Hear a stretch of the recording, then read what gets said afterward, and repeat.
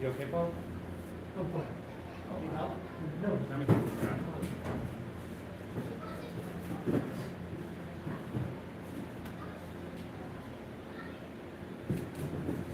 You okay?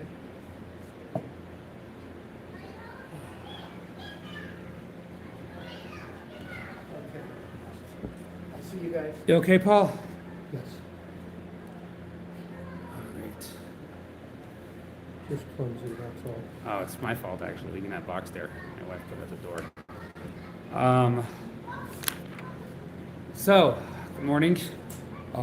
Just to add to what you were saying, Ivy and I saw the next class that's coming. We're both very excited about that class as well. I'm very excited about that class. I don't think it will get as big of a crowd. I hope I'm wrong, but Kabbalah, there was a lot of people who came who I never met. Some Jewish, many not. That surprised me. And everyone was like, oh, I saw Kabbalah in the newspaper. You know, everyone wants to know Kabbalah. It's a tough subject. It's a tough subject, and it's kind of a organization called Kabbalah Center, which I totally don't. California, right? Huh? The one in El- It's mainly in California. I mean, we totally don't hold of it in Chabad. But like, what I felt for me was nice about the class is I felt there were several people who came who were looking for something kind of new age meditation, and we did not offer that at all.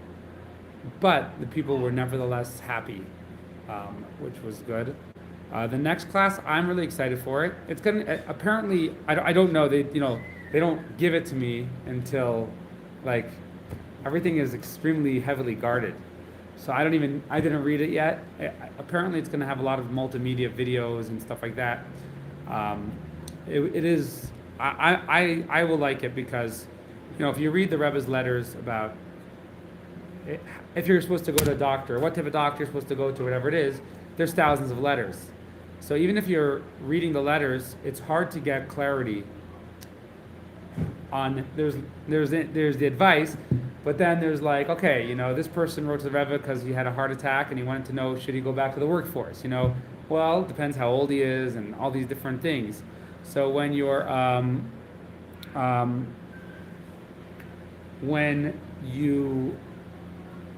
when you go and you read the Rebbe's letters, it's hard to get a consensus. You get what I'm saying? It's hard to get what is the full opinion of what I do if it's my child has this or whatever it is. So I'm excited for that because I myself feel I'll gain a little bit more clarity, as well as there are going to be a lot of things which are very surprising to people because, like mental health. So the Rebbe was into therapy, however, the Rebbe just said, well, you have to add one more factor. You have a godly soul, which, is a game changer. If you're trying to heal something or you're trying to advance something, if you have a godly soul, so there are some stuff that will surprise people, but we'll see. God willing, it'll be good. But that's in a few months. I was overall, I had a good feeling when I left last night, and I was like, I got a lot of positive feedback. A little negative, but mainly positive. Not Kabbalah? not negative, whatever, but like constructive criticism. And but I was overall pretty happy with it. I just think there's too much. Oh, that's for sure. Like one thing that was hard for me in the class is there's a lot of topics that I could have given a whole class just on that line. We could have talked about Atzmus being Nimna Hanimnais, the impossible being impossible, for the whole class. And broke it down and kept talking until people understand and everything like that. They give a lot of information and a limited amount of time, which is obviously limited, but a lot of information.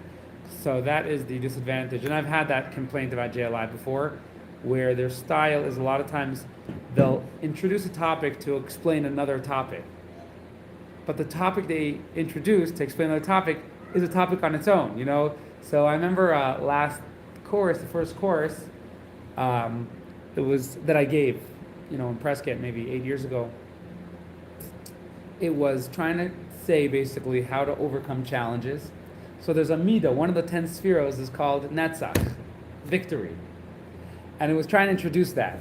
So in order to do that, there's 10 spheros. there's God's 10 spheres, there's the human 10 spheres, and then there's the first one, second one, and the fifth one, and the fourth one is the one which helps you accomplish this. And I remember someone came to me after and they said, I never heard of Sphirot in my life. I never heard of 10 Sphirot. I never heard of God's Sphirot. I never heard of human having, and now you're doing that. So that is a valid complaint. But the way they formulate their classes, they always have they work backwards. They have the final point they're trying to bring out, and then try and introduce all the stuff. You know, I knew last night was supposed to pull all it together, but it didn't feel like it was pulled together because there were so many deep topics. As you're saying, you could give a whole class on. Correct. Like, so there's a big underlying question, which is in the teacher's manual in a footnote, which is a very valid question and is an important question to approach in the subject, but there just simply isn't time to get into that question because, it's a footnote. It's not like, you can't just brush it off. It's like, also, when you talk about Makam ha'aron eina min hamida, the ark not taking place, that's a whole subject to itself. And really you got to go over it until everybody gets it. And everybody, and so yeah, that is true. I agree with that. Their purpose here, what they would answer is say, I think they should drop it because the people who come are not knowledgeable. You've been to yeshiva, you've discussed these things ad infinitum with fellow yeshiva yes. students. We've never done that, and you can't discuss free will in 10 minutes. Well, so that's why yesterday we talked about the free will of God. Yeah, but and that impinges on other things. Well, yeah, so you can't discuss every detail. You can't go on that tangent. So I understand that, but I also understand they're giving like a crash course. They're introducing terms, and they want people to go up and read more on the subjects and go discuss the subjects more. I understand also that the fact that it bothers you means you'll probably research it more, and you'll probably try to find it out. Yeah. You know Paul pretty well. But actually, I actually like their approach because the free will of that yet last night is true. The only being which has true free will is God. That may be true, but if the goal is for us to understand that, then we do. How many discussions have we had about free will? Correct. And so you have to have the opportunity to work. Yeah, so this is a new approach. So let's sit with that God is the only one who has free will. And then we can take the extension from there. What does it mean we have free will if we define free will? But yeah, you're right. These are long discussions. I totally get that. This class was packed, even from a text perspective. Each one of those texts is an excerpt from a long Well, that's another thesis. thing. So- You've studied the primary sources. We have not. Correct. That is true. We're getting 2 paragraphs in those readings. So I think if there's disappointment, I think the disappointment is people don't really have an opportunity to fully grasp each of the concepts. So- and then to integrate them. No, I agree. That's the advantage and disadvantage of JLI is it's marketed well. It's like a crash course. The disadvantage is it's not super thorough. It's just a couple hours, and I actually feel what we study here in the morning is much more thorough. So yeah, I actually look at it. My goal would be that all the people from JLI would say we want more, and I'd say, well, you can't compromise on time when you're studying. In other words, if something takes 100 hours to understand, there's just no way of doing it in one. And even for myself, these classes, they're very methodically done. But because I don't study it for 100 hours, the ideas don't necessarily remain in my mind so clearly. Well, the quality of the presentation is superb. Yeah, so that's the JLI's presentation. JLI is presented Torah. My goal is that people should say, boy, I better take this seriously. This is something that I want in my life. And when you were talking about the tabernacle, yeah, and the 22 cubits in a 20 well, the 20 cubits. well, 20 plus, whatever, 2.5 plus Yeah, 10 on each side, right? Isn't it? yeah. Whatever it is, you're getting, there's an expression, it's a vulgar expression of 10 pounds in a flat pound sack. So that's a difficult concept to, but that's the course also. You're getting more than will fit in the space. Totally. So in college, when you have material that takes more than one semester to teach, you teach it over more than one semester. Correct. So there could be a Kabbalah 1, a Kabbalah 2, and a Kabbalah 3. That is true. So I think, so JLI, again, they're all about presentation. So every year they give 3 courses, which will hopefully interest different people. I do feel, yes, we do study Kabbalistic things, and we go through very slowly here. And yes, my goal is that people will say, wow, Rabbi, you opened this to me. If it all makes sense to you, then you probably don't get it, because that's the nature of Torah. Whenever it all makes sense, you don't get it, and it means you're not going deep enough. So I tried reading Eitz Chaim once. Eitz Chaim is, so take a book. It's so hard to understand. So a book like Eitz Chaim has probably hundreds of thousands of pages explaining every line of it. So I don't read Eitz Chaim, and anything that I know in Eitz Chaim is not from the book Eitz Chaim. I'll be like, oh, that's what that's talking about. Yeah. So Kabbalah is it's a hard topic, but yeah, it definitely. I hope it leads to people. A lot of people ask me for more books to read. I have to compile a list of recommended books on different subjects. I asked actually JLI to do it because they have people working on this, and they should go through each subject in the course, and so this is here's an interesting book here that we have, which I've never read, but it's supposed to be really good.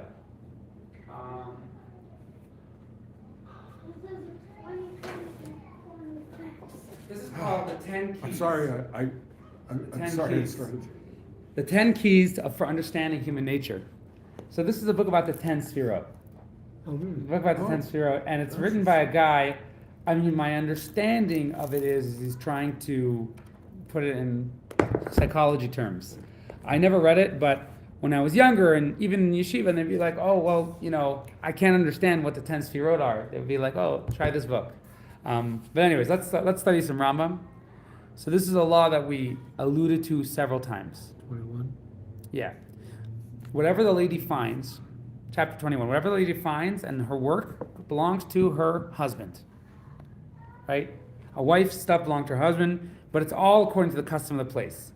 If it's a place that the ladies weave, or they sew, or all these different things, they spin, they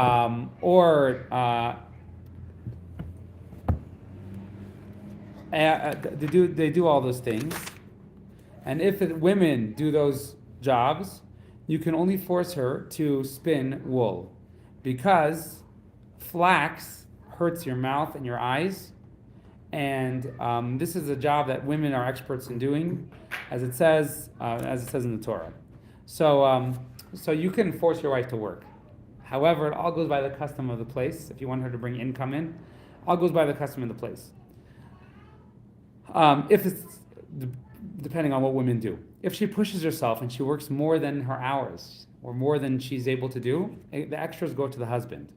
If he has a lot of money, if she and he have a lot of money, even if they have many servants, she should not do anything, because that leads to zima. Zima is promiscuousness. However, you can't force her to work the whole day. Rather, according to what is this, Paul? The end of number 2. The fee, according to Roiv Hamamin, the majority of the money. I'm not sure what that is. Licentiousness? Licentiousness is a line before. She is not, however, compelled to work all day long as a poor woman must. Rather, the more money that they have, the less she must work. Oh, yeah, okay, fine. Yeah, okay, so if it's a wealthy woman, we want her to work something. The Rambam says she should work something. That way she's occupied. And if let's say she has servants to do everything. We said she literally just sits and drinks coffee. So that can lead to licentiousness. That's what we said. So therefore, we want her to work something. Idleness. So idleness leads to an empty void, which the Rambam says not good for women. So that is okay. If let's say someone says, "I don't want my wife to work at all," and I make an oath that she cannot work, she can get divorced because it's not good for her to have idleness, and because that will lead to licentiousness. Similarly, a lady is meant to wash her husband's face and feet and hands, and these are the traditions in the days of the Talmud. Now, it's notable that we didn't have showers back then, and also Jewish law recognizes that this has changed a lot.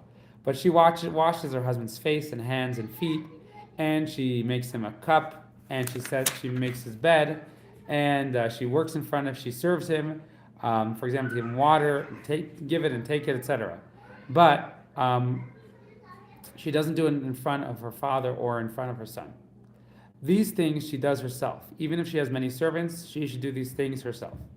There are other jobs that the lady does for her husband, and times when they're very poor. She also bakes for them. Ezra. Okay, so Ezra was the scribe who brought the Jewish people back to Israel after the Babylonian exile. So he had a bunch of takanas. He had a bunch of new laws that he introduced, and most of them have a purpose. But one of them is she should get up early and bake bread, so when poor people come by in the morning and they ask for a handout, she'll be able to give out bread.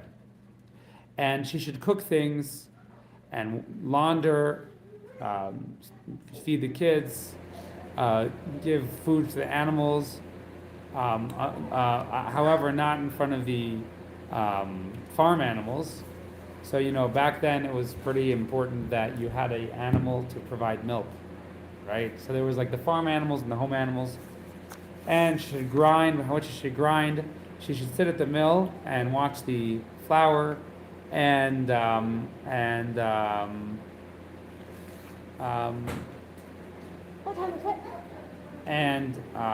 what is that called? So that the millstones do not lie idle, and if it is the local custom to grind with a hand mill, she should grind it herself. All right. That's where you are, right? Yeah.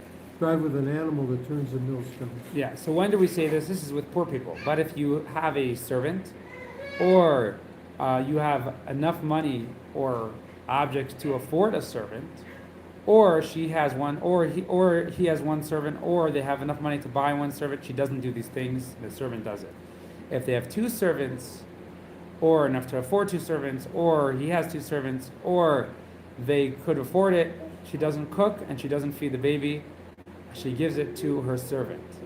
Comes out everything that the lady does there's 5 things, okay, and we just said those 5 things, and then there's 6 things which some women do, some women don't do.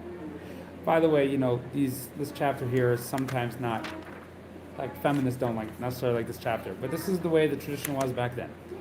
Every malacha that a woman does for a husband, someone who's menstruating, even though she is menstruating, so when they're doing that, there's what they call her chakis. There are a bunch of different things that she's not allowed to do for her husband. Like they're not allowed to have physical contact, they're not allowed to pass something to each other. So a nida does for a husband, except for she's not allowed to make his bed anymore, and she's not allowed to mix him a cup of wine, and she's not allowed to wash him. Why? Because those are things that might have some intimate connection, and they may come to have relations, and the rabbis are very strict about that. Therefore, she can make his bed when he's not there. She can make his cup and not put it in his hand, but what she does is she puts it on the floor or on the ground, and he can take it. A lady which breaks vessels while she's doing it, she's exempt from payment, right? So let's say your wife is using your millstone and she breaks it. She doesn't have to pay you for it. She's exempt from payment. And really, that's not legalities of it, but that's what the rabbis did. Because if we don't give her lack of liability, then they will not get along with each other. Make sense? So if your wife drives your car, God forbid, gets in an accident, which obviously doesn't get hurt, but the car is damaged, she doesn't have to pay for it. Any lady.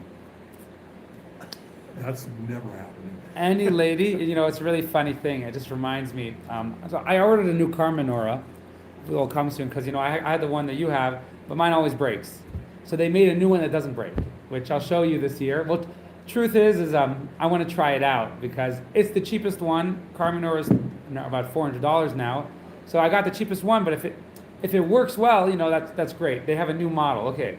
Anyways, I was once in the car menorah business. I was in yeshiva, and we like to have a big parade. And I never thought of having a parade in Prescott. Just people aren't night people, but you just have a bunch of car menorah cars drive in a row, and it's really nice. So in LA, they have like 100 cars. So back before the people making stuff in China, we had to make our own menorahs. So as yeshiva students, we would make car menorahs, and I designed a few of them and built them and everything like that. We made them out of, so the nice ones were made out of PVC. They were very tall. Now what we didn't realize is, many people told me, they said, oh, my wife drove into a mall, what's the mall in LA? I can't remember the one in Beverly Boulevard. My wife drove in the mall, in the parking lot, knocks off the menorah. Everyone said that, and broke the menorah. It broke it was PVC. So eventually we made them out of aluminum and everything like that. But one guy said, my wife, was a very wealthy guy, he said, my wife broke the menorah.